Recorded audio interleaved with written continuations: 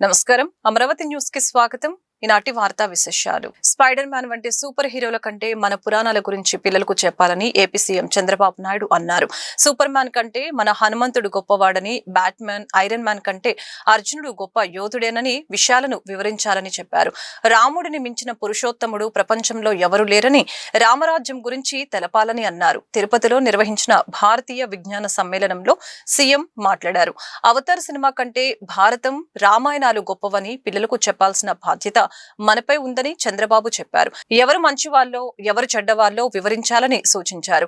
దీని వలన పిల్లలకు మంచి చెడుల మధ్య వ్యత్యాసాలు తెలుస్తాయని చెప్పారు. ప్రజలు పురాణాల గురించి మరిచిపోయే సమయంలో ఎన్టీఆర్ ఎన్నో పురాణ గాథలతో కూడిన సినిమాలు చేశారని గుర్తు చేశారు. వాటి ద్వారా చైతన్యం తెచ్చిన గొప్ప నాయకుడు ఆయన అని కొనియాడారు. Request all of you, this is very inspiring time, and at the same time Indian families are very important. ఈ సమయంలో నేను ఒక విషయం మీ అందరిని కూడా రిక్వెస్ట్ చేయాలనుకుంటున్నా. యువతకు మనం చెప్పాల్సింది ఏదో స్పైడర్ మ్యాన్, బ్యాట్‌మ్యాన్ ఇవి కాకుండా మన పురాణాల గురించి చెప్పాల్సిన అవసరం ఉంది.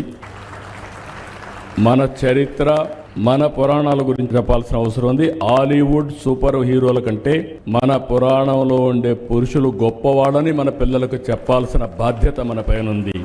సూపర్ మ్యాన్, స్పైడర్ మ్యాన్ కంటే మన హనుమంతుడు బలవంతుడని చెప్పాల్సిన బాధ్యత మన పైన ఉంది. బ్యాట్‌మ్యాన్, ఐరన్ మ్యాన్ కంటే మన అర్జునుడు గొప్ప యోధుడని వివరించవలసిన బాధ్యత మన పైన ఉంది. మన కృష్ణుని మహిమల గురించి, మన శివుడి మహత్యం గురించి యువతకు చెప్పాలి. రాముడికి మించిన పురుషోత్తముడు లోకంలో లేడని రామరాజ్యాన్ని గురించి కూడా మనం చెప్పాల్సిన అవసరం ఉంది. అవతార్ సినిమా కంటే మన మహాభారత, రామాయణ గాథలు గొప్పవని మన పిల్లలకు మనం చెప్పాల్సిన బాధ్యత ఉంది. ఇవే కాకుండా బకాసురుడు, కంసమామ లాంటి రాక్షసుల గురించి కూడా మన పిల్లలకు చెప్పాల్సిన బాధ్యత మన పైన ఉంది. ఎవరు మంచివాళ్ళో ఎవరు చెడో ఎప్పటికప్పుడు చెప్పగలిగితే మంచికి చెడుకి వ్యత్యాసం ఉంటుందని చెప్పి కూడా నేను మీకు విజ్ఞప్తి చేస్తున్నా. తిరుపతిలో నూతన జిల్లా పోలీస్ కార్యాలయాన్ని రాష్ట్ర ముఖ్యమంత్రి చంద్రబాబు శుక్రవారం ప్రారంభించారు. రాష్ట్ర హోంమంత్రి వంగలపూడి అనిత, రెవెన్యూ శాఖ మంత్రి అనగాని సత్యప్రసాద్, డీజీపీ హరీష్ కుమార్ గుప్తాతో కలిసి జిల్లా పోలీస్ కార్యాలయాన్ని సీఎం ప్రారంభించారు. తొలుత తిరుపతికి చేరుకున్న సీఎం కు మంత్రులు, స్థానిక నాయకులు ఘన స్వాగతం పలికారు. నూతన జిల్లా పోలీస్ కార్యాలయానికి చేరుకున్న సీఎం పోలీసుల గౌరవ వందనం స్వీకరించారు. అనంతరం కార్యాలయాన్ని ప్రారంభించారు. కార్యాలయం ప్రారంభోత్సవం సందర్భంగా విజిటర్స్ పుస్తకంలో సీఎం తన అభిప్రాయాలను రాశారు. పరిస్థితికి వచ్చారు, భక్తుల మనోభావాలు దెబ్బతినే పరిస్థితికి వచ్చాయి. ఇంకొక పక్క ఒకప్పుడు తిరుపతిలో నేను చూశాను. నేను ఒకప్పుడే తిరుపతిలో కూడా లా అండ్ ఆర్డర్ లేకపోతే పోరాడాం. చిత్తూరు జిల్లాలో లా అండ్ ఆర్డర్ లేకపోతే గట్టిగా ఫైట్ చేసి మళ్ళా లా అండ్ ఆర్డర్ రెస్టోర్ చేసే పరిస్థితికి వచ్చాం. ఎప్పుడు కూడా నేను అధికారంలో ఉన్నా, అపోజిషన్లో ఉన్నా లా అండ్ ఆర్డర్ చేతికి తీసుకోవడం కానీ యాంటీ సోషల్ ఎలిమెంట్స్ని ప్రోత్సహించడం ఎప్పుడూ జరగలేదు. నేను ఎప్పుడో ఒక మాట చెప్పేవాడిని, ఎవడైనా సరే హత్యలు చేసేవాళ్ళు తప్పకుండా వీళ్ళు కూడా పోస్ట్ మార్టం తప్ప వేరే ఉండదు. ఆ విషయం వీళ్ళు గుర్తుపెట్టుకోవాలని. ఎందుకంటే నేను లా అండ్ ఆర్డర్ మీద ఒక ప్రశాంతంగా ఉండాలి, శాంతి భద్రతలు పరిరక్షించాలి. అప్పుడే సమాజంలో ఒక శాంతి ఉంటుంది, ఒక భద్రత ఉంటుంది. భద్రత ఉంటేనే పెట్టుబడులు వస్తాయి. భద్రత ఉంటే అందరూ కూడా హ్యాపీగా ఇంట్లో పడుకుంటారు. లేకపోతే ఈ సమస్యలు వస్తాయని ఎప్పుడూ కంట్రోల్ చేస్తూ వచ్చాం. దానివల్ల చాలా వరకు కంట్రోల్ అయింది. ఈ 5 సంవత్సరాలు చేసినటువంటి ఇష్టానుసారంగా కార్యక్రమాలు ఇంకా అందరిలో డిస్టర్బెన్స్ ఉంది. ప్రజల్లో డిస్టర్బెన్స్ ఉంది, పార్టీల్లో డిస్టర్బెన్స్ ఉంది. ఇంకా చేసిన వాళ్ళు కూడా ఇంకా చెల్లుబాటు అవుతా ఇదే రౌడీజం చేస్తామని కూడా ఆలోచిస్తున్నారు. అది కూడా మనం ఒకసారి గుర్తుపెట్టుకోవాల్సిన అవసరం ఉంది. విధానాల పేరుతో రౌడీజం చేస్తాం, ఇష్టానుసారంగా లా అండ్ ఆర్డర్ మా చేతికి తీసుకుంటాం, మీరు ఏం చేస్తారంటే మాత్రం ఎట్టి పరిస్థితులు ఉపేక్షించాం. అది ప్రజాస్వామ్య విలువలు కాదు. ఆ విషయం గుర్తుపెట్టుకోవాల్సిన అవసరం ఉంది.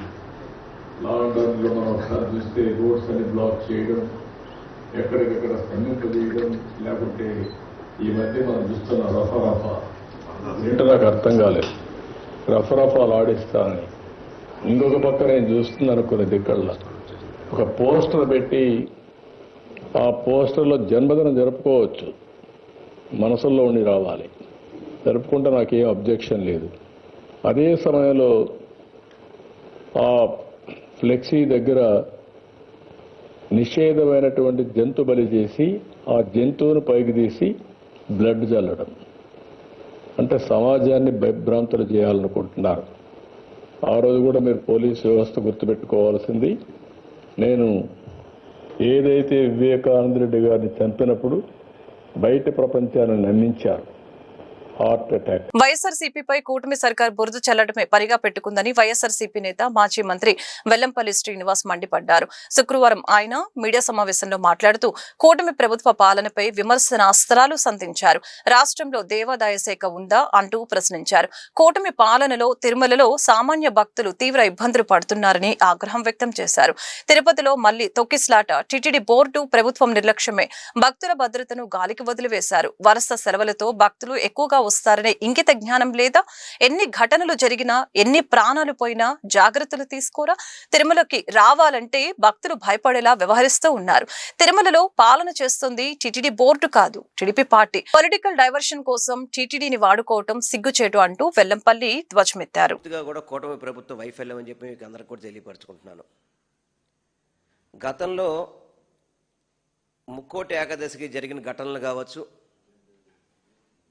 గోశాల సంబంధించిన ఘటనలు కావచ్చు, తిరుపతిలో ఈ కూటమి ప్రభుత్వం ఏర్పడ్డాక అనేక ఘటనలు జరుగుతున్నప్పటికీ కూడా తిరుమల తిరుపతి చైర్మన్ మిస్టర్ నాయుడు గారు కావచ్చు, బిఆర్ నాయుడు గారు కావచ్చు, అదేవిధంగా తిరుమల తిరుపతి స్థానం జేఈఓ వెంకయ్య చౌదరి గారు కావచ్చు, పాలక మండలి కావచ్చు, ఇతర అధికారులు కావచ్చు, కూటమి ప్రభుత్వం కావచ్చు, ఎవరు కూడా ఎటువంటి బాధ్యత లేకుండా తిరుమల తిరుపతి దేవస్థానం యొక్క పరిపాలన గాలి కొదిలేసి, ఎందుకంటే గురువారం క్రిస్మస్, శుక్ర, శని, ఆదివారం సెలవులని చెప్పని 4 రోజులు సెలవులని చెప్పని తిరుమల తిరుపతి దేవస్థానానికి భక్తులు వచ్చే సంగతి మీకు తెలియదా? సెలవు రోజుల్లో తిరుమల తిరుపతి దేవస్థానంలో ఏ విధమైన పరిపాలన చేయాలని చెప్పని కనీసం ఇంగిత జ్ఞానం కూడా తిరుమల తిరుపతి దేవస్థానం అధికారులకు కానీ కూటమి ప్రభుత్వానికి కూడా లేదు. ఎందుకంటే శ్రీవారి మెట్టు మార్గం అనేది అలివేల మంగాపురం, మన శ్రీనివాస మంగాపురం దాటిన తర్వాత శ్రీవారి మెట్టు ఉంటుంది. ఆ మెట్టు ద్వారా పైకి వెళ్ళే దర్శనం టోకెన్లు ఇదివరకు గతంలో ఆ మెట్ల మార్గం దగ్గరే ఇచ్చి ఉండేవాళ్ళు. ఇప్పుడు ఆ టికెట్స్ కూడా అక్కడ ఎవరైతే మెట్ల మీద వెళ్తున్నారో ఆ మెట్ల మార్గం, శ్రీవారి మెట్ల మార్గం మీద వెళ్ళే వారి టికెట్స్ టోకెన్స్ కూడా అలిపిరి దగ్గర భూదేవి కాంప్లెక్స్లో ఇవ్వడం ఏంటి? అసలు నాకు అర్థం కావట్లేదు. ఎందుకు మార్చారు మీరు? ఎందుకు మార్చాల్సిన అవసరం వచ్చింది? అంటే భక్తులకి ఎప్పుడైనా కానీ మెరుగైన సౌకర్యాలు ఇస్తారా? భక్తులకి ఎప్పటికప్పుడు ఇబ్బంది పెట్టాలని ప్రయత్నం చేస్తారనేది నేను సూటిగా టీటీడీ పాలక మండలి కావచ్చు, చైర్మన్ కావచ్చు, కూటమి ప్రభుత్వంలో ఉన్న నాయకులందరికీ కూడా నేను సూటిగా ప్రశ్నిస్తున్నాను. అంటే మీ దగ్గర అలిపిరి దగ్గరికి వచ్చి టోకెన్లు తీసుకొని మళ్ళీ శ్రీవారి మెట్టు దగ్గరికి వెళ్ళి పై కొండ మీద నడుచుకుంటూ వెళ్తారా? అంటే మీకు భక్తులకి సౌకర్యాలు అంటే ఇవేనా? మీరు మెరుగైన సౌకర్యాలు ఇవేనా మీరు చేసేది? గతంలో ఉన్న శ్రీవారి మెట్ల దగ్గర టోకెన్ ఎందుకు తీసేశారు మీరు అక్కడ? అంటే భక్తులు శ్రీవారి మెట్లు ఎక్కద్దు, మీరు తిరుపతి రావద్దు అని చెప్పని భక్తులకి తప్పుడు సంకేతాలు చేసే విధంగా ఈ కూటమి ప్రభుత్వము, టీటీడీ అధికారులు, పాలక మండలి చేస్తుంది. ఇది చాలా బాధాకరం. తిరుపతి రావాలంటే భయపడే విధంగా తిరుమల వెంకటేశ్వర స్వామిని చూడడానికి ప్రపంచవ్యాప్తంగా కూడా భక్తులు వస్తుంటారు. అటువంటి భక్తులు ఎవరిని కూడా మీరు తిరుపతి రావడానికి భయపడే విధంగా ఈ పాలక మండలి పనితీరు కనబడుతుంది. వంగవీటి మోహనరంగ ఆశయాలు మహోన్నతమని గుంటూరు పశ్చిమ ఎమ్మెల్యే గల్లా మాధవి, మేయర్ కోవెలముడి రవీంద్ర కొనియాడారు. ఆయన అందరివాడని, గొప్ప ప్రజానాయకుడని కీర్తించారు. వంగవీటి మోహనరంగ 37వ వర్ధంతిని పురస్కరించుకొని శుక్రవారం గుంటూరు పట్నం బజారు ఎత్తు రోడ్డు సెంటర్లోని వంగవీటి మోహనరంగ విగ్రహానికి ఎమ్మెల్యే గల్లా మాధవి, మేయర్ కోవెలముడి రవీంద్ర పూలమాలలు వేసి ఘనంగా నివాళులర్పించారు. ఈ సందర్భంగా వారు మీడియాతో మాట్లాడుతూ వంగవీటి మోహనరంగ జీవితాన్ని ఆవిష్కరించారు. ఈ కార్యక్రమంలో కార్యక్రమంలో బీజేపీ రాష్ట్ర ముఖ్య అధికార ప్రతినిధి Valluri Jayaprakash Narayana, cooperative marketing society chairman Vadranam Haribabu, Janasena party జిల్లా అధ్యక్షులు గాదె వెంకటేశ్వరరావు, టీడీపీ సీనియర్ నాయకులు ఉగ్గిరాల సీతారామయ్య, 18వ division Janasena party corporator Nimmala Venkataramana, 18వ డివిజన్ టీడీపీ అధ్యక్షులు ఉల్లి గోపాల్, గుంటూరు పార్లమెంట్ టీడీపీ కార్యనిర్వాహక కార్యదర్శి నీలం ప్రసాద్, శానం రమేష్, సిక బాలు, వనమ నరేంద్ర, ముక్తం బాషా తదితరులు పాల్గొన్నారు. ఈరోజు వంగవీటి మోహన రంగ అంటేనే ఒక వ్యక్తో, లేదంటే ఒక పొలిటికల్ పార్టీకి సంబంధించిన వ్యక్తో, ఒక కులానికి సంబంధించిన వ్యక్తోగా మనం ఈరోజు ఆయన గుర్తుంచుకుంటే మాత్రం ఆయనకి నిజంగా తీవ్రంగా మనం అవమానించినట్టే లెక్క. ఈరోజు ఆయన్ని బడుగు బలహీన వర్గాల ఆశాజ్యోతిగా, పేదల పెన్నిదిగా, ఒక విప్లవంగా గుర్తించుకుంటే నిజంగా ఆయనకి మనం ఇచ్చే ఒక కీర్తి, లేదంటే మనం ఇచ్చే గౌరవంగా నేను భావిస్తూ ఉన్నాను. అదే క్రమంలో ఈరోజు ఆయన జయంతి సందర్భంగా అందరం కలిసి, నాయకులందరం కలిసి కూడా వర్ధంతి 37వ వర్ధంతి సందర్భంగా ఈరోజు ఆయనకి ఘన నివాళులు అర్పించుకోవడం, నాయకులందరం కలిసి, కూటమి నాయకులంతా కూడా ఈరోజు ఆయన విగ్రహానికి, ఈ ఎత్తు రోడ్డు దగ్గర ఉన్న విగ్రహానికి పుష్పమాలతో ఆయనకి వర్ధంతి కార్యక్రమంలో అందరం కూడా పాల్పంచుకోవడం మా యొక్క అదృష్టంగానే భావిస్తున్నాను. మరి ఆయన జీవితంలో పాటించిన సూత్రాలు ఏవైతే ఉన్నాయో ప్రతి ఒక్కరికి ఆదర్శప్రాయం. ప్రజల కోసం ఒక వ్యక్తి నిలబడితే ఎలా ఉంటుంది, అది ఎంత శక్తిగా మారుతుంది అన్నది రంగా గారిని చూస్తే మనం నేర్చుకోవచ్చు. ఆయనలో ఆ భావజాలంలో, ఆ శక్తియుక్తుల్లో కాస్తైనా మనకి వస్తే మంచి నాయకుల్లాగా మనం కూడా సమాజంలో ఎదగలుగుతామని ఒక ఎర్లీ కమ్మర్, ఒక నాయకురాల్లాగా నేను భావిస్తూ, ఇలాంటి వాళ్ళందరూ కూడా మాకు చాలా స్ఫూర్తిదాయకంగా నిలుస్తారు అని చెప్పి భావిస్తూ, మరొకసారి ఈ యొక్క కార్యక్రమానికి వచ్చి జయప్రదం చేసిన మా సోదరులందరికీ, సోదరీమణులందరికీ కూడా పేరు పేరున నమస్కరిస్తూ, దీన్ని విస్తృతంగా కవర్ చేస్తూ ప్రజలందరికీ వాళ్ళ దగ్గరికి తీసుకెళ్తున్న మీడియా మిత్రులందరికీ కూడా పేరు పేరున నమస్కరిస్తూ సార్. శ్రీ వంగవీటి మోహన రంగ గారి 37వ వర్ధంతి సందర్భంగా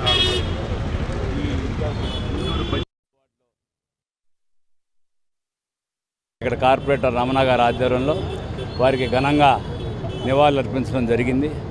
వారి ఆశయాల్ని రానున్న కాలంలో యువత మంచి సన్మార్గంలో, సేవా మార్గంలో ప్రయాణించాలని చెప్పి ఆశిస్తూ ఇక్కడ వచ్చిన ప్రతి ఒక్కరికి, అవకాశం కల్పించిన ప్రతి ఒక్కరికి ధన్యవాదాలు తెలియజేస్తాను. గుంటూరు కొత్తపేట యూత్ ఆధ్వర్యంలో దివంగత వంగవీటి మోహన రంగ 37వ వర్ధంతి కార్యక్రమం కొత్తపేట శనక్కాయల ఫ్యాక్టరీ రంగా బొమ్మ సెంటర్లో శుక్రవారం ఘనంగా జరిగింది.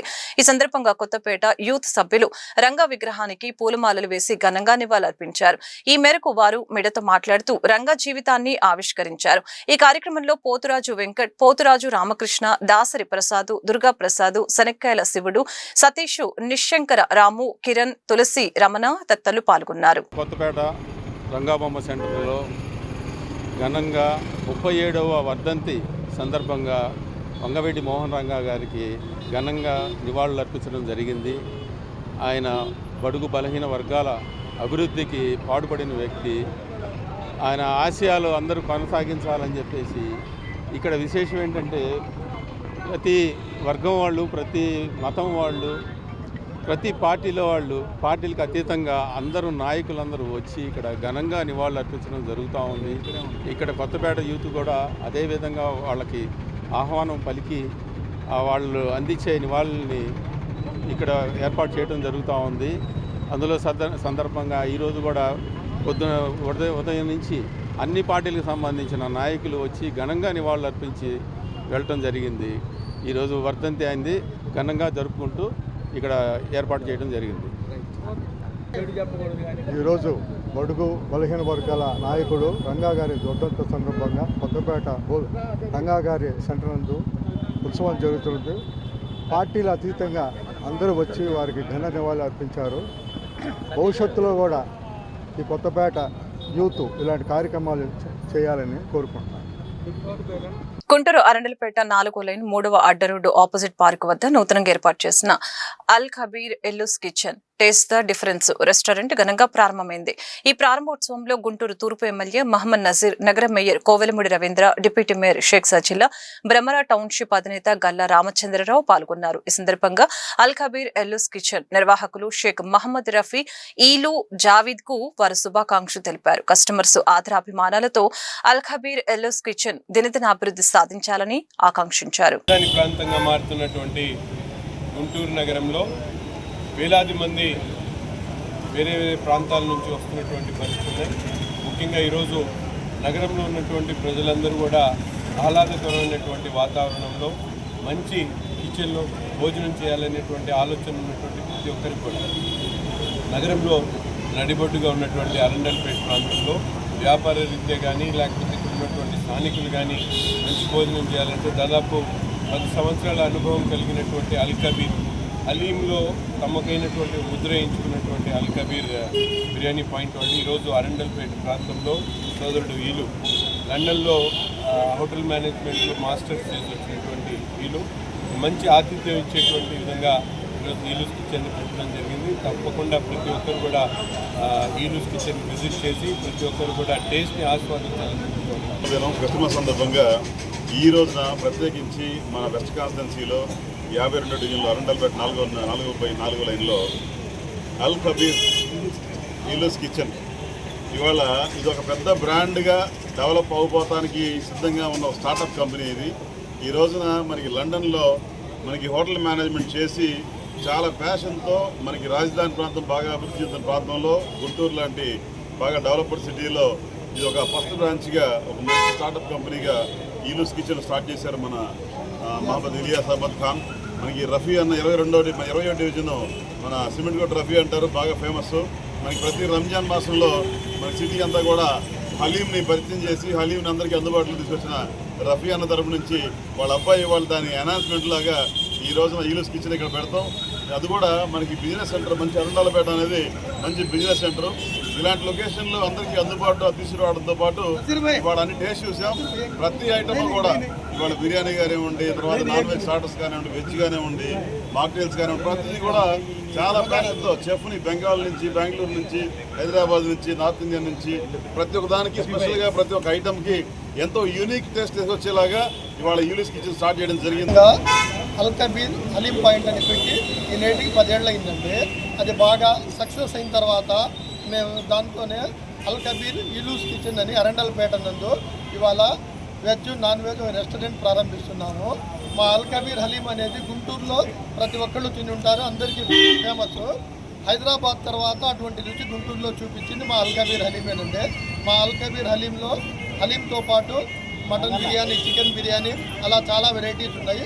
ఇప్పుడు గుంటూరు నగరంలో ఎక్కడా దొరకనటువంటి 150 రకాల వెజ్ అండ్ నాన్ వెజ్ ఐటమ్స్తో అల్ కబీర్ ఈలూస్ కిచెన్ అని ఫస్ట్ టైం మేము అరండల్పేటలో స్టార్ట్ చేస్తున్నామండి. నగర ప్రజలందరికీ మేము విన్నవించేది ఏంటంటే అందరూ వచ్చి మా ఆతిథ్యాన్ని స్వీకరించి మమ్మల్ని డెవలప్. పేదల పెన్నిధి, బడుగు బలహీన వర్గాల ఆశాజ్యోతి వంగవీటి మోహన రంగాని తూర్పు MLA Mohammed Nazeer, AP IDC chairman Degala Prabhakar, TDP senior నాయకులు Raja master, deputy mayor Sheikh Sajila, Andhra Pradesh రాష్ట్ర తెలుగు మహిళా సెక్రటరీ గుడిపల్లి వాణి, 56వ division TDP in charge Gudipalli Naveen Krishna పాల్గొన్నారు. గుంటూరు నగరంలోని 56వ డివిజన్ పరిధిలో నెహ్రూ నగర్ బచ్చయ్య తోట 1వ లైన్లో ఉన్న వంగవీటి మోహనరంగ విగ్రహానికి వారు పూలమాలలు వేసి నివాళులర్పించారు. అనంతరం వారు మీడియాతో మాట్లాడారు. అతి సామాన్యమైన కుటుంబంలో పుట్టి అంచెలంచెలుగా ఎదిగిన నాయకుడు వంగవీటి మోహనరంగాని కుల మతాలకు అతీతంగా పేదల అభివృద్ధికి ఆయన ఎనలేని కృషి చేశారని తెలియజేశారు. ఆయన శారీరకంగా మన మధ్య లేకపోయినా ప్రతి పేదవాడి గుండెల్లో చిరస్థాయిగా నిలిచిపోయారని తెలియజేశారు. రాజకీయ చరిత్రలో ప్రతి ఒక్కరు కూడా గుర్తించుకోవాల్సినటువంటి నాయకుడు వంగవీటి మోహనరంగా గారు. అతి సామాన్యమైనటువంటి కుటుంబంలో పుట్టి సామాన్యుల కోసం పోరాటం చేసి ప్రాణాలు అర్పించినటువంటి మహానుభావుడు శ్రీ వంగవీటి మోహనరంగా గారు. రాజకీయాల్లో ఉన్నంతకాలం ఎలా ఉన్నామనేది కాదు, బ్రతికినంతకాలం ఏ విధంగా బ్రతికామనేది ముఖ్యమైనటువంటి విధంగా అతి కొద్ది రాజకీయ చరిత్రలో పేదల కోసం నిలబడ్డటువంటి నాయకుడు వంగవీటి మోహనరంగా గారు. రాజకీయాల్లో ఉన్నంతకాలం కూడా సామాన్యులకు అండగా నిలిచి ముఖ్యంగా యువతకు ఒక మార్గదర్శకుడిగా ముందుకు సాగినటువంటి రంగా గారిని ఈరోజు రాష్ట్రంలో ప్రతి ఒక్కరు కూడా ముఖ్యంగా కులాలకు అతీతంగా, మతాలకు అతీతంగా, ప్రాంతాలకు అతీతంగా సామాన్యుల కోసం నిలబడేటువంటి శక్తి సామర్థ్యాలు ఉన్నటువంటి నాయకుడిగా వంగవీటి మోహన్ రంగా గారిని ఒక ఐకాన్గా తీసుకొని ప్రతి ఒక్కరు కూడా ముందుకు సాగాల్సినటువంటి అవసరం ఉంది. ఈరోజు అటువంటి మహానుభావుడి గురించి మనం ఎవరు చెప్పినా చెప్పకపోయినా రాష్ట్రంలో ప్రతి ఒక్క మూలలో కూడా ఈరోజు పెద్ద ఎత్తున ఆయన వర్ధంతిని పురస్కరించుకొని ఆయన ఘనమైనటువంటి నివాళులు అర్పిస్తున్నటువంటి పరిస్థితులు ఉన్నాయి. తప్పకుండా అటువంటి నాయకుడిని స్మరించుకుంటూ తప్పు భావితరాలకు ఒక మంచి సందేశాన్ని, ఎందుకంటే రాబోయేటువంటి తరాలు తప్పకుండా ప్రజాసేవలో ఉండాలనేటువంటి ప్రతి ఒక్కడు కూడా అట్టడిగినటువంటి వర్గాలకు సేవలు అందించాలనేటువంటి దృక్పథంతో ముందుకు సాగాల్సినటువంటి అవసరాన్ని గుర్తించే వర్ధంతి సందర్భంగా ఈ రోజున ప్రతి ఒక్కరు కూడా రంగా గారంటే రాజకీయాల్లో ఆంధ్రప్రదేశ్ రాష్ట్రంలో ముఖ్యంగా ప్రతి ఒక్కరికి కూడా తెలిసిన వ్యక్తి. రంగా గారంటేనే ఒక అన్న చెప్పినట్టు వైబ్రేషను. ఈ రోజున బడుగు బలహీన వర్గాల కోసం పోరాడి చనిపోయేదాకా కూడా పేదల పెన్నిధిగా ఉన్నటువంటి రంగా గారిని ఈ రోజున మీ అందరం కూడా 37వ వర్ధంతి సందర్భంగా స్మరించుకోవటం. ఏదైనా కానీ రంగా గారంటే అత్యంత ప్రజాదరణ గల వ్యక్తి. ఈ రాష్ట్రంలో ఒక ఎమ్మెల్యేకి చేసినా కానీ ముఖ్యమంత్రి స్థాయి ప్రజాదరణ గల వ్యక్తి ఎవరైనా ఉన్నారంటే అది రంగా గారు. అటువంటి వ్యక్తి స్మరించుకోవటం ప్రతి ఒక్కరికి కూడా మరి ఇట్లాగా స్మరించుకొని భవిష్యత్ తరాలకు కూడా తెలియజేసే విధంగా ఉండాలని చెప్పేసి కోరుకుంటూ ఈ రోజున నెహ్రూ నగర్లో ఇంత పెద్ద ఎత్తున రంగా గారి అభిమానులు, అలాగనే నాయకులు, అలానే మన ఎమ్మెల్యే గారు తూర్పు నియోజకవర్గం నెహ్రూ నగర్లో స్వర్గీయ వంగవీటి మోహన్ రంగా గారి వర్ధంతి కార్యక్రమం చాలా ఘనంగా జరుగుతూ ఉంది. ఈ కార్యక్రమానికి ముఖ్య అతిథిగా విచ్చేసినటువంటి తూర్పు నియోజకవర్గ శాసనసభ్యులు సోదరులు నజీర్ అహ్మద్ గారు, ఐడీసీ చైర్మన్ డేగల ప్రభాకర్ గారు, స్థానిక కార్పొరేటరు, వివిధ పార్టీల నాయకులు, కూటమి నాయకులు అందరూ కూడా ఇక్కడికి హాజరయ్యారు. వంగవీటి మోహన రంగా అంటేనే ఒక వైబ్రేషన్. ఆనాటి రాజకీయాలు, నేటి రాజకీయాలు, రేపటి రాజకీయాలు ఎప్పుడు ఎలా రంగులు మారినప్పటికీ కూడా రంగా గారి ఆలోచన విధానం, ఆయన అనుసరించినటువంటి పద్ధతులు ఆచరణయోగ్యం, ఆమోదయోగ్యం. బడుగు బలహీన వర్గాల వారి అభ్యున్నతి కోసం రంగా గారు అనేక కార్యక్రమాలను తీసుకున్నటువంటి అంశాన్ని ఈరోజు చర్చించుకుంటూ ఉన్నారు. రంగా గారి ఆలోచన విధానాలని అనుసరిస్తూ బడుగు బలహీన వర్గాల వారికి మేలు చేసే విధంగా రాజకీయాల్లో ఉన్నటువంటి ప్రతి ఒక్కరూ ఆ పందాన్ని అనుసరించాలని, తద్వారా వంగవీటి మోహన్ రంగా గారి ఆత్మకు శాంతి చేకూరే విధంగా పీపీపీ విధానం పట్ల ప్రజల్లో తీవ్రమైన వ్యతిరేకత వస్తున్నప్పటికీ ముఖ్యమంత్రి చంద్రబాబు నాయుడు వాటిని పట్టించుకోకుండా ముందుకు వెళ్లడం దుర్మార్గమని ప్రభుత్వ మెడికల్ కళాశాలల పరిరక్షణ కమిటీ సభ్యులు ఆగ్రహం వ్యక్తం చేశారు. ప్రభుత్వ మెడికల్ కళాశాలల పరిరక్షణ కమిటీ ఆధ్వర్యంలో గుంటూరు నగరంలోని రామన్నపేట జన చైతన్య వేదిక హాలులో పీపీపీ విధానంలో ప్రభుత్వ మెడికల్ కళాశాలలు VGF వర్తింపు అంశంపై మీడియా సమావేశం నిర్వహించడం జరిగింది. ఈ సమావేశంలో ప్రభుత్వ మెడికల్ కళాశాలల పరిరక్షణ కమిటీ కన్వీనర్ డాక్టర్ ఆలా వెంకటేశ్వరరావు, మాజీ శాసన మండలి సభ్యులు కెఎస్ లక్ష్మణరావు, జన చైతన్య వేదిక రాష్ట్ర అధ్యక్షులు వల్లంరెడ్డి లక్ష్మణ్ రెడ్డి, దళిత బహుజన ఫ్రంట్ వ్యవస్థాపకులు కొరివి వినయ్ కుమార్ తదితరులు పాల్గొన్నారు. పీపీపీ విధానంలో మెడికల్ కాలేజీలు నిర్మాణం చేస్తే వాటి భారం రోగులపై మరియు విద్యార్థులపై పడుతుందని తెలియజేశారు. రాజధాని నిర్మాణం, పోలవరం ప్రాజెక్టు నిర్మాణం పీపీపీ విధానంలో ఎందుకు చేయటం లేదని ఈ సందర్భంగా ప్రశ్నించారు. సర్వరోగ నివారణకు పీపీపీ విధానమే నివారణ అన్నట్లు కూటమి ప్రభుత్వం వ్యవహరిస్తుందని, అది మంచి పద్ధతి కాదని సూచించారు. విధానంపై రోజుకు ఒక విచిత్రమైన వాదంతో ముందుకు వస్తూ ఉంది. ఈరోజు పీపీపీతోనే ప్రగతి అంటూ అన్నిట్లో కూడా పీపీపీని అమలు చేస్తామని చెప్పేసి రకరకాల వాదాలతో వస్తుంది. ఇవాళ ఒక పీపీపీ విధానంలో ఒక విమానాశ్రయాన్ని నిర్మించినట్లయితే ఆ భారం ఎవరి మీద పడుతుంది? విమానాల్లో ప్రయాణించినటువంటి ప్రయాణికుల మీద పడుతుంది. అదే ఒక పీపీపీ విధానంలో ఒక రహదారిని నిర్మించినట్లయితే ఆ భారం వచ్చేసి వాహన యజమానుల మీద పడుతుంది. అదే పీపీపీ విధానంలో వైద్య కళాశాలను కనుక నిర్మిస్తే ఆ భారం వచ్చేసి రోగుల మీద పడుతుంది, వైద్య విద్యార్థుల మీద పడుతుంది. కాబట్టి మిగతా వాటికి దీనికి చాలా తేడా ఉంది. అందుకని ఇవాళ మేము కోరుకుంటుంది ఏంటంటే ఈ భారం అనేది ఆ రోగుల మీద కానీ వైద్య విద్యార్థుల మీద పడకూడదు. కనుక ఈ పీపీపీ విధానాన్ని వైద్య కళాశాలకు మాత్రం అమలు చేయకూడదని చెప్పేసి గట్టి కోరుతున్నాం. మీరు పీపీపీ విధానంతో తొందరగా జరుగుతుంది, పీపీపీ విధానంతో మేలు జరుగుతుంది అనుకుంటే పోలవరాన్ని పీపీపీ విధానంలో నిర్మిస్తామని చెప్పేసి రాష్ట్ర ప్రభుత్వం 3 నెలల క్రితం ప్రకటించింది. ఈ 3 నెలల పరిస్థితిని మనం పరిశీలిస్తే రాష్ట్ర ప్రభుత్వం ఆత్మరక్షణలో పడినట్టుగా కనిపిస్తుంది. గత 10-12 రోజుల్లో చంద్రబాబు నాయుడు గారు పాల్గొన్న 5-6 మీటింగుల్లో కేవలం ఈ అంశాన్నే ప్రస్తావించడం అనేది దీన్ని తెలియజేస్తూ ఉంది. ఇటీవల 4 మెడికల్ కాలేజీలని పీపీపీ పద్ధతిలో బిడ్డింగ్కి వెళ్ళినప్పుడు కేవలం ఆదోని మెడికల్ కాలేజీకి మాత్రమే కిమ్స్ అనే సంస్థ బిడ్డింగ్ చేసింది. మిగిలిన పులివెందులు కానీ, మదనపల్లి కానీ, మార్కాపురం కానీ ఎవరూ బిడ్డింగ్కి రాలేదు.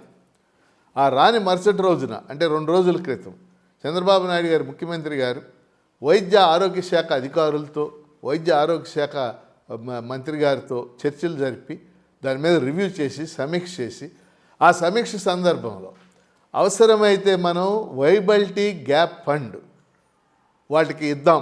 పదే ప్రజల్ని మభ్యపెట్టడానికి పీపీపీ పద్ధతే చాలా మేరైంది అని చెప్తూ ఉన్నారు. ఈరోజు ఆంధ్రప్రదేశ్లో ప్రజలందరికీ తెలుసు ప్రైవేట్ రంగంలో వైద్యం ఎలా ఉంది, రోగులు ఎలా ఇబ్బంది పడుతుంది.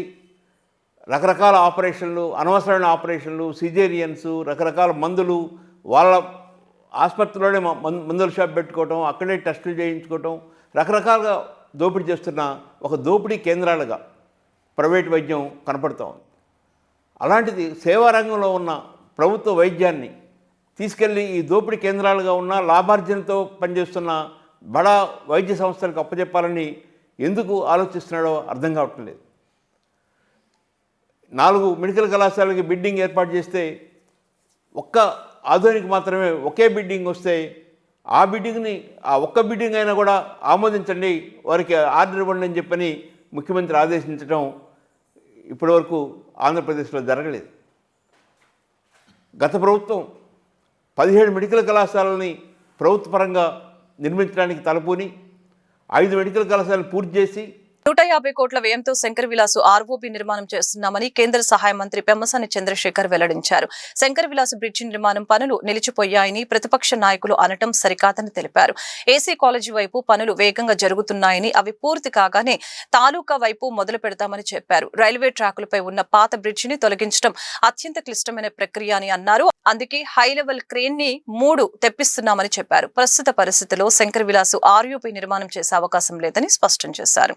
ఒకటి తీయాలి, దానికి కంప్లీట్ ప్లాన్ అంతా ఫైనలైజ్ చేసాం. త్వరలో ఒక ఏజెన్సీ ఫైనలైజ్ అయిపోయింది. వాళ్ళు ఒక 2-3 వీక్స్లో ఎప్పుడో వర్క్ మొదలు పెడతారు. పెట్టిన తర్వాత 1 మంత్లో సెంటర్ పార్ట్ తీసేస్తారు. 1 మంత్ 45 డేస్. ఆ తీసేసేటప్పుడు మీకు ఎక్కడ కూడా దానివల్ల ఎక్కడ వర్క్ ఆగటం లేదు. నెంబర్ 1. నెంబర్ 2, వర్క్ ఇప్పుడున్న వర్క్ కూడా ఎక్కడ ఆగటం లేదు. ఎందుకంటే ఒక సైడ్ కంప్లీట్ చేసేసి నెక్స్ట్ ఇటు సైడ్ వద్దాం అనేది, అది డిలే లేదు. 3వ ఇష్యూ వచ్చేటప్పటికి షాపులు వాళ్ళు. సో మనం లాస్ట్ టైము వాళ్ళ 1 ఇయర్ నుంచి మల్టిపుల్ మీటింగ్స్ పెట్టారు, అయినా ఇది కుదరలేదు. కాబట్టి కంపల్సరీ ల్యాండ్ అక్విజిషన్కి వెళ్తూ ఉన్నాము. అది కూడా రేపు కౌన్సిల్లో పెట్టేసి 26-27 తారీఖు కౌన్సిల్లో పెడతారు. పెట్టిన తర్వాత అమౌంట్ ఎస్టిమేట్ చేసి ఎట్లా చేయాలో అది చేస్తాం. ఇంతకు తప్పించి ఏమి లేదు. ఇంకా 2 వాళ్ళు జనరల్గా ఎప్పుడు చెప్పేయండి, ఒకటి లాంగ్ ఫ్లైఓవర్ కావాలంటారు. లాంగ్ ఫ్లైఓవర్ కుదరదు. అప్పుడేదో 160 కోట్లు అన్నారు, 160 కోట్లు అన్నారు. ఇప్పుడు 100 కోట్లు ఇది మనకు ఖర్చు అవుతుంది. ల్యాండ్ ఎక్విజిషన్ కాస్టు ఇప్పుడు ఎక్వైర్ చేసి ఇంకో 30 కోట్లు అవుతుంది. 30 కోట్లు municipal corporation, local state government నుంచి పెడతాం. అంటే ఎంత 130. ఇవి కాకుండా ఆల్రెడీ మనం కొంత డబ్బులు ఖర్చు ఇచ్చున్నాం. టీడీఆర్ బాండ్స్ అవి అప్రాక్సిమేట్ నాకు కరెక్ట్ దగ్గర ఇంకో 10-20 కోట్లు ఉంటుంది. అంటే టోటల్గా వచ్చేటప్పటికి 150 కోట్లు అవుతుంది. ఇది కూడా మీకు కాస్ట్. అలా అని చెప్పి మనం ఫ్లైఓవర్ అక్కడి నుంచి వాళ్ళే చాలా ఎక్కువ పెద్దదేయమంటారు. ఇప్పుడు ఈ షాపులు వాళ్ళే చాలా జీవనాధారం కోల్పోతున్నారని బాధపడుతున్నారు. ఇంకా ఎక్కువ చేస్తే ఏమవుతుంది, ఎక్కువ షాపులు పోతాయి. మన పర్పస్ ఏంటి, రైల్వే గేటును దాటి వెళ్ళటం అనేది ఇక్కడ మెయిన్ పర్పస్. కాబట్టి ఇంతకుముందున్న బ్రిడ్జి కంటే కూడా డబల్ చేస్తున్నాం మనం. సో ఆల్రెడీ డబల్ చేస్తున్నాం. మినిమం డ్యామేజ్ తోటి ఇబ్బంది లేకుండా చేస్తూ ఉన్నాం. ఇది ఇంకొకటి ఏంటి, మాకు ఆర్యూబీ కావాలంటారు. ఇంతకుముందు కూడా నేను చెప్పాను, ఇది 70 ఏళ్ల క్రితం కట్టినటువంటి బ్రిడ్జి. ఆర్యూబీ అక్కడ తీయలేము. తీస్తే ఇది కనుక పడితే చాలా ప్రాబ్లం అవుతుంది. ఎందుకంటే ట్రైను ఇప్పుడు ఆ సెంటర్లో బ్రిడ్జిని తీయటానికే 3 క్రేన్లు వాడుతున్నాం. 500 టన్స్ పెట్టేది ఒకటేమో 300 టన్స్, ఒక బ్యాకప్ క్రేన్. ఎందుకంటే ఆ బ్రిడ్జి కింద అంతా ఎలక్ట్రిక్ వైర్స్ ఉన్నాయి. అదేదన్నా కొన్ని ఎన్నో 120 ఎన్నో ట్రైన్స్ పోతాయని చెప్పారు, కరెక్ట్ నెంబర్ గుర్తులేదు ఒక రోజుకి. ఏమాత్రం తేడా జరిగినా కూడా కొన్ని వేల మందికి, లక్షల మందికి ప్రయాణం ఇబ్బంది అవుతుంది. కాబట్టి దాన్ని పర్ఫెక్ట్గా ప్లాన్ చేయాలి. గబక్కన మనం ఆర్యూబీ కట్టేసి ఏది పడితే చేసేస్తే అది అయ్యేటువంటి పరిస్థితి కాదు. కాబట్టి ఫస్ట్ ఆర్ఓబీ కడతా ఉన్నాం. వాళ్ళు అడిగిన ఆర్యూబీకి ఒరిజినల్గా ప్లాన్లో సింగిల్ పిల్లర్ తోటి మేము వెళ్ళేవాళ్ళం. సింగిల్ పిల్లర్ వెళ్తే నాకు ఇంకా 6 నెలల ముందు వర్క్ అయిపోయింది. ఈవీఎం గోడౌన్ ను జిల్లా కలెక్టర్ ఏ తమీం అన్సారియా శుక్రవారం తనిఖీ చేశారు. పీరియాడికల్ తనిఖీలో భాగంగా జిల్లా రెవెన్యూ అధికారి ఎన్ఎస్కే కాజావలి, రాజకీయ పార్టీల ప్రతినిధులు, బహుజన సమాజ్ పార్టీ ఉపాధ్యక్షులు చిరతన గండ్ల వాసు, కాంగ్రెస్ పార్టీ జిల్లా కార్యదర్శి బిల్లల సునీల్, తెలుగుదేశం పార్టీ ప్రతినిధి కంచర్ల శివరామయ్య, వైఎస్ఆర్ కాంగ్రెస్ పార్టీ ప్రతినిధి కొరిటిపాటి ప్రేమ్ కుమార్, జనసేన పార్టీ ప్రతినిధి చట్టాల త్రినాథులతో కలిసి తనిఖీ చేసి సంతృప్తి వ్యక్తం చేశారు. కార్యక్రమంలో అగ్నిమాపక శాఖ అధికారి కృష్ణారెడ్డి, సమాచార పౌర సంబంధాల శాఖ ఉప సంచాలకులు లోచర్ల రమేష్, గృహ నిర్మాణ సంస్థ project director JVS RK Prasad, ఎన్నికల విభాగం పర్యవేక్షకులు మల్లీశ్వరి తదితరులు పాల్గొన్నారు. ఈ వార్తలు ఇంతటితో సమాప్తం. మరొక బులెటిన్ మళ్ళీ కలుద్దాం. నమస్కారం.